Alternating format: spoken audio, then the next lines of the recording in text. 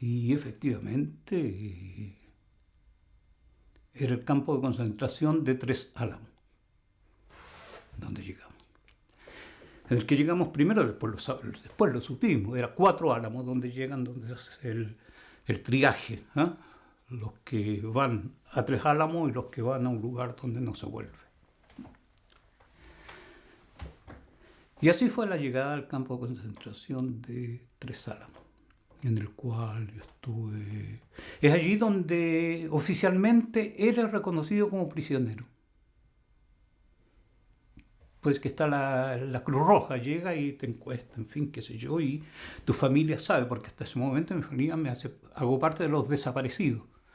Entre el momento de mi arrestación y aparecer allá, tú estás desaparecido, nadie sabe quién te tomó. Mi señora iba a las investigaciones, a Carabineros, al Ejército a preguntar por mí, y nadie sabía absolutamente nada, entre comillas.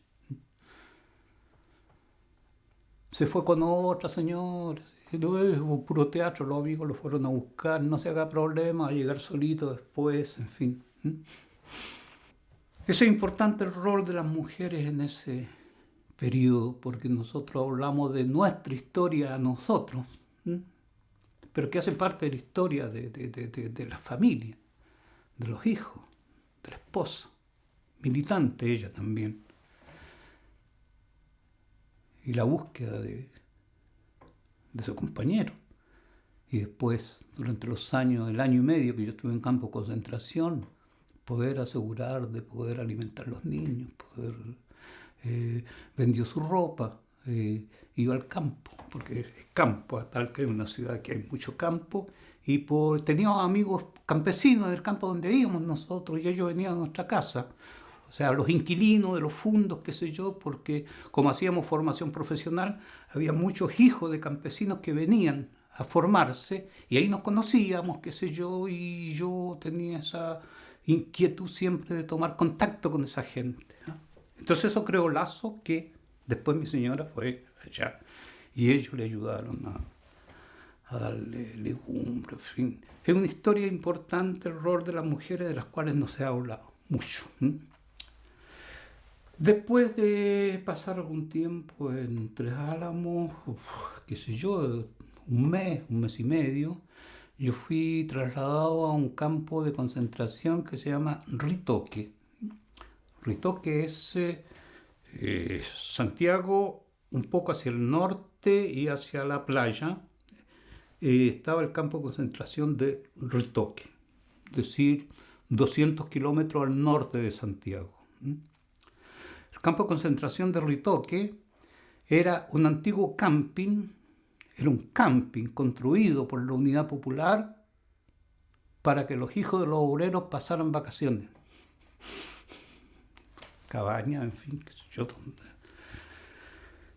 una familia podía estar en una cabaña durante una semana y gratis, pagado por el gobierno popular para que por primera vez en su vida vieran el mar alguno, o fueran al mar, o fueran de vacaciones. Bueno, eso fue transformado en campo de concentración con miradores, alambres de púa, en fin, debajo de las cabañas, por todos lados, y una guarnición militar. Un campo de concentración en esa época no es como los campos de concentración de la Segunda Guerra Mundial acá. Ritoque es un campo de concentración que, igual que Puchuncaví es otro campo de concentración que corresponde más o menos a la misma definición. No son campos de concentración de exterminación, como en la Segunda Guerra Mundial, acá donde la gente fue exterminada, quemada, puesta en horno, o campos de concentración de trabajo obligatorio. Eran lugares donde tú estabas y no hacías nada, y al final nosotros decíamos, bueno, ¿a qué sirve eso? ¿Por qué nos tienen aquí? Después de que los intelectuales hicieron el análisis de esta situación en el campo, porque en el campo habíamos técnicos, obreros, campesinos, profesores, médicos, abogados, o sea, era la sociedad en pequeña que estaba encerrada en ese lugar. Y allí se discutía, en fin, qué sé yo, no más de 3 al mismo tiempo, en fin, no había que ser grupo, en fin, qué sé yo. Pero al final la conclusión que nos hicieron llegar fue la siguiente. Es un campo de exterminación psicológica. El objetivo es destruirte, que te sientas inútil, que no estás obligado a pensar, que nadie espera nada de ti, que tú eres un ser indeseable en la sociedad que está fuera del campo de concentración. Es allí la vida, aquí esperas la muerte. Es el objetivo de un campo de concentración como los que habían en Chile, y además es un lugar de espera, porque las arrestaciones continúan y pueden haber elementos que en un momento determinado indican que uno de los que está en el campo y que pasó colado, como decimos nosotros, entre las mallas del filet de pesca, puede ser repescado por algunos otros que hablaron. Entonces, y efectivamente era así. En Puchuncaví, por ejemplo, yo hablo más de Puchuncaví porque era un lugar que estaba un poco surelevado, una pequeña colinita, en la cual tú veías el camino de acceso.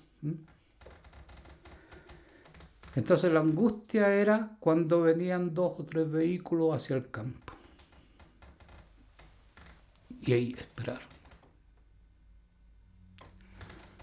Hasta que un soldado, un oficial venía.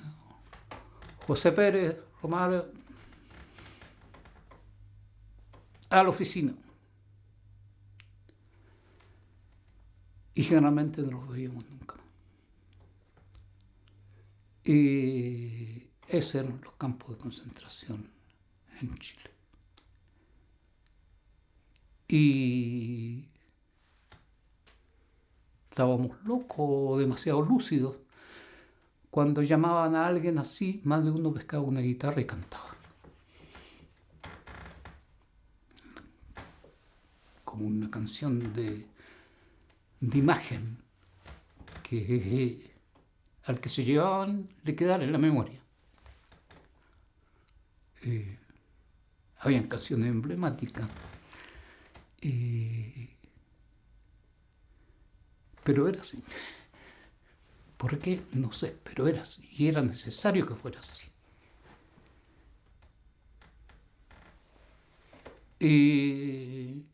Entonces ese camino era nuestro. Cuando un vehículo venía, alguien nos advertía a todo el mundo y todo el mundo esperaba.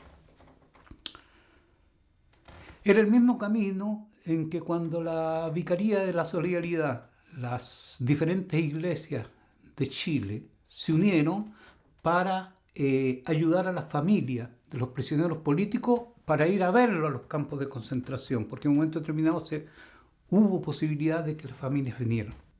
Entonces ese camino también era el camino donde venían los buses.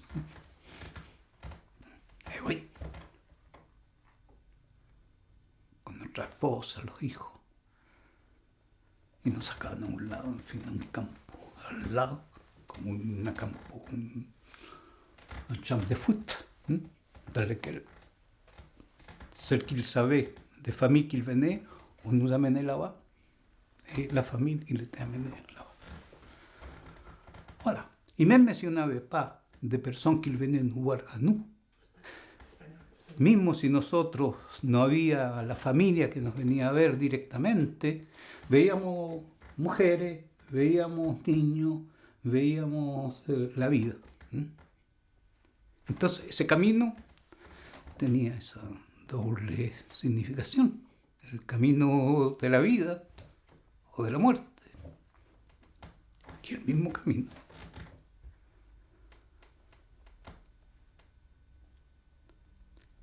Bon, 18 meses. Hasta que,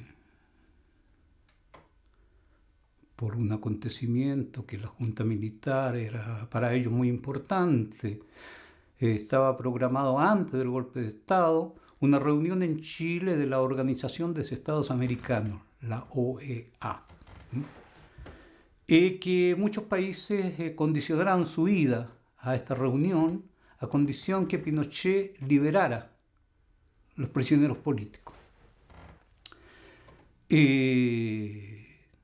Porque para Pinochet era la sola posibilidad de aguar una reunión en su país porque estaba repudiado por todo el mundo, no tenía ninguna relación internacional y siempre fue totalmente repudiado por la opinión mundial. Entonces para él era un juego importante. Entonces servimos como moneda de cambio a esa reunión en la cual pude venir. Fui recibido por Francia, a París. Fui recibido por France Terre d'Asile, es la organización que le da la responsabilidad de nos accueillir. Estuve allí un mes antes que la Organización de Estados Americanos y Naciones Unidas trajera a mi familia, mi señora y mis 3 hijos. Y una vez que estuvimos juntos, nos hicieron esperar como 15 días y un día nos dijeron, bien, suban a un bus, tomen sus cositas, no teníamos grandes cosas, entre comillas, pero tomen sus niños, su señora, al bus y los vamos a llevar a Cericé. Cericé por Nu, la China, Pekán, era la misma cosa. Entonces ellos muy contentos dijeron que nos llevaban a Cericé. Así que nos llevaron y viajamos varias horas, 8 horas más o menos de viaje. Y nos encontramos en un pueblecito que está, ustedes conocen Niort, Niort, después está Partenay, después está Bressuire, yendo hacia Cholet. Hay un pueblecito que tiene 5.000 habitantes, de los cuales 4.800 son portugueses, porque hay una gran empresa que construye buses allí. Y allí llegamos 8 familias en el bus, que por extraña casualidad todos éramos comunistas. Entonces la Francia nos envió a un pequeño pueblecito aislado de todo el mundo a vivir allí 6 meses en un foyer de jóvenes trabajadores, que se llama aquí, de jeunes travailleurs.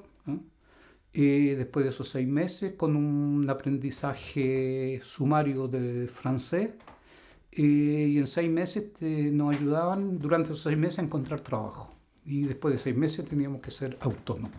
En ese tiempo había trabajo, año 76, lo cual nos fue muy difícil de encontrar un trabajo.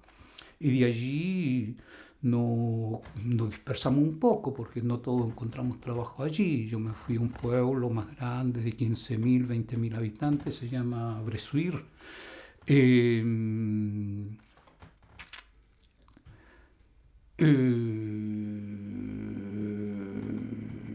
allí comencé a trabajar en una empresa metalúrgica. Vamos a cortar porque se me perdió el hilo, que es lo que yo quería decir con eso. Y allí encontré yo un trabajo en una empresa metalúrgica, en la cual yo llevaba fierros de un galpón a otro, porque la situación es la siguiente, o sea, no sabes leer, no sabes escribir, eres sordo porque te habla y no entiendes nada, eres mudo porque tú hablas y persona te entiende, así que lo único que podías hacer era un trabajo físico. Entonces esa era mi actividad, y después yo me di cuenta que tenía que aprender a hablar francés. Y yo salía del trabajo a las 6 de la tarde y a las 7:30 hacía curso hasta las 10 de la noche en la noche. Entonces, cuando nosotros llegamos a Bressuire, a un apartamento HLM, el día que llegamos solamente llevábamos yo y mi señora, los hijos, y 2 o 3 maletas de ropa que nos habían dado. Y cuando llegamos allí nos encontramos con alrededor de 30 personas, con vehículos, y traían cama, traían servicios o sea, traían todos los elementos para amoblar el departamento, de cosas de ocasión daban, ¿eh? Y en 2 horas nos arreglaron el departamento. ¿Quiénes son esas personas? Franceses, militantes del Partido Comunista Francés, Partido Socialista Francés, organizaciones sindicales, el Segur Popular francés, el Segur Catholique. Es decir, una solidaridad que iba más allá de los clivajes habituales. O sea, fuimos recibidos como de la familia. ¿Y por qué esa recepción? Porque no es el caso mío solamente, sino que de otros compañeros alrededor, era el siguiente, de que nosotros no... Hay un golpe de Estado en Chile, al otro lado del mundo, y hay 12, 14 familias, porque habían otras familias que habían llegado antes a Élysée, 14 familias en pueblitos chicos, en los cuales por la televisión y ellos saben lo que pasa allá, y al lado están llegando las víctimas de esa dictadura. Y hay un elán de solidaridad extraordinario que nos marcó mucho. Nuestra idea era de que no íbamos a estar más de 6 meses aquí. En Chile un golpe de Estado, sí, pero Chile no es como para ir bajo un régimen militar. Los peruanos, a lo mejor, los bolivianos están acostumbrados, pero nosotros no. Somos los ingleses de América Latina, decían. Y bien, entonces organizamos nuestra vida en función de eso, de 6 meses, 1 año. O sea, es decir, nuestra acción era de solidaridad con Chile y asistíamos a todos los actos de los partidos políticos y éramos invitados a organizaciones sindicales, a hacer conferencias, a universidades, a liceos, en fin. Porque al final nos dimos cuenta que este objetivo de aislarnos, nos dimos cuenta que Élysée y Bressuire están a 70 kilómetros de Niort, están a 80 kilómetros de Poitiers, estamos a 160 kilómetros de Le Mans, estamos a 95 kilómetros de Nantes. Entonces nos hicimos un plan de acción que nos permitía los fines de semana recorrer. Y esa era nuestra actividad.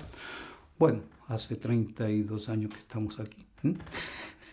Ha sido mucho más largo que 1 año, pero todo lo que nosotros hacíamos era en solidaridad con Chile. Eso es...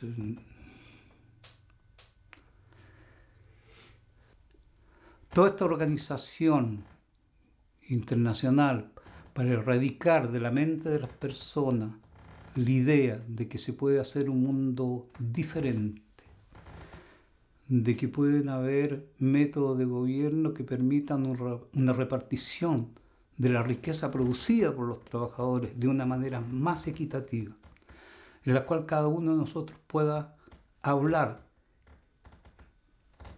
y no solamente ser escuchado, sino que ser entendido, porque hay una diferencia entre la libertad de la democracia en que los trabajadores se exprimen, como Goodyear, como los sindicatos, pero no son escuchados. Entonces la diferencia entre poder hablar, que es una gran conquista de ya, pero tener al mando de los estados gente que escuchen los problemas de la gente.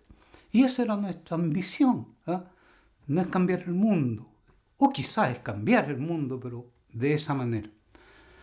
Entonces todos los métodos que utilizaron, asesinato, desaparición, campo de concentración, tortura, se demuestra que es un fracaso porque no nos han hecho cambiar. Más viejos, pero los mismos.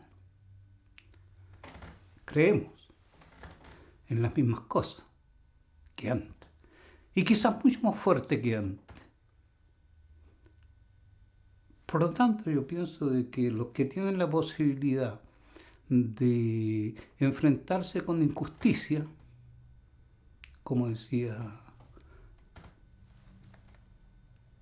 el que escribió el libro Enójense, Indignez-vous, Gustave Eiffel, creo que se llama, que murió hace poco tiempo, ¿no? Tener la capacidad de enojarse cuando está frente a una injusticia. No pasar al lado y mirar a otro lado para que no te moleste. Ese es el principio de la posibilidad de arreglar los problemas, dejar la indiferencia de lado y poder unirse a los otros para hacer un camino unido y con un futuro diferente a lo que vivimos hoy día.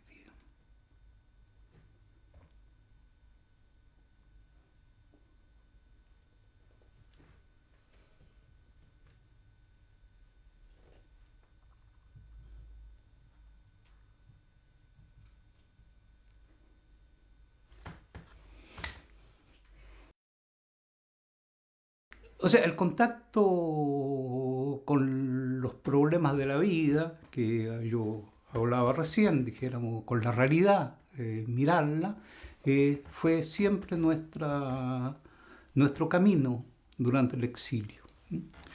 En Chile la dictadura hizo desaparecer alrededor de 2.500 personas. Se formó una agrupación de los familiares de detenidos desaparecidos. Y en un momento determinado, no me acuerdo exactamente el año, muchas familias, con la ayuda de la Iglesia en Chile, se declararon en huelga de hambre. En iglesia. Y el lema de esta familia era nuestra vida por la verdad. Nosotros, acá, porque hay gente aquí en Bordeaux que tiene gente que desapareció, y en ese momento estábamos en Bressuire, en New York, nos reunimos y dijimos, bueno, ¿nosotros qué hacemos acá? Y dijeron, bueno, nos vamos a organizar y vamos a ver. Bueno, conclusión, ya habíamos escuchado que en París había un grupo de chilenos que había ocupado una iglesia y había iniciado una huelga de hambre. Otro grupo en España, otro grupo en Portugal, otro grupo en Alemania, en Suecia. Y dijimos, bien, la vía está clara. Así que decidimos formar un grupo de personas voluntarias para iniciar una huelga de hambre en New York. El grupo estaba compuesto de 6 personas. Decidimos iniciarla con 4. Después, como las cosas se iban desarrollando para ir incorporando otro, en fin, para poder darle una perspectiva al movimiento. Así que fuimos 4 los que empezamos esta huelga de hambre. 2 compañeros, 1, 2, 3, 4, sí, 2 compañeros mineros de las minas del norte de Chile, Hugo Constancio, Manuel Chaparro, Silvia, una mujer, y yo. Así que hubieron una preparación importante para poder hacerlo. O sea, cómo hacer que la iglesia aceptara, sin entrar en conflicto. Nos reunimos con partidos políticos franceses que dijeron que iban a aportar con la logística necesaria. O sea, no es lanzarse a una huelga de hambre así. Bien, al final logramos de que la iglesia nos dijo, sí, tenemos una pequeña iglesia en un pueblecito allá. No, nosotros pedimos la catedral de Niort. Y negociamos y obtuvimos una nave de la catedral de Niort. Y esta huelga empezó y a nuestra gran sorpresa, nuevamente los franceses.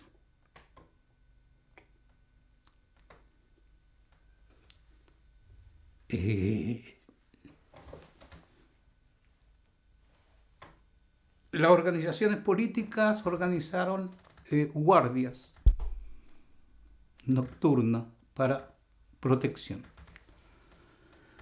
La juventud organizó actividades en la ciudad de Niort para dar a conocer el movimiento.